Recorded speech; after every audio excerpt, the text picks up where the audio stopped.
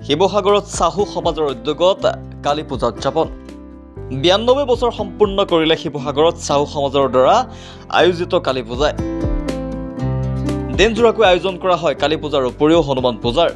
বিশ্ব শান্তি আৰু সমাজৰ অসুৰীয়া অপ্ৰীতি দূৰ কৰিবৰ বাবে কালী পূজাৰ আয়োজন কৰে চাহু সমাজে শিৱসাগৰ কালীবাৰীত আয়োজন কৰা কালী পূজাত ব্যাপক লোকৰ সমাগম সন্ধ্যা হনুমান চালিচা পাঠেৰে সামৰণি পৰে দিনজোৰা কাৰ্যসূচীৰ আয়োজন কৰা কালী পূজাৰ যেহেতু এই পূজাভাগী 92তম বাৰ্ষিক আয়োজন কৰিবলৈ আমি কৰিছোঁ এই পূজাভাগী শাওণ মাহৰ আপোনাৰ শুক্ল পক্ষৰ নৱমী তিথিত আৰম্ভ হয় এই পূজাভাগী আমাৰ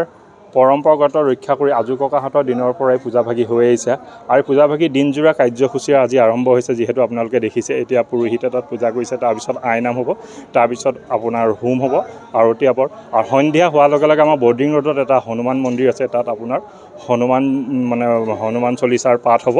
তাৰপৰা হনুমান পূজাটো আৰম্ভ হৈ প্ৰায় সন্ধিয়া 9 বজাৰ লগে লগে পূজাভাগী সমাপ্ত হ'ব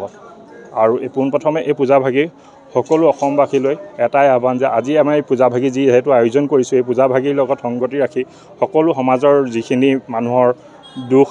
আৰোগ্য আছে সেইখিনি সকলোৰে কামনা কৰিছোঁ আৰু বিশ্বত যিখিনি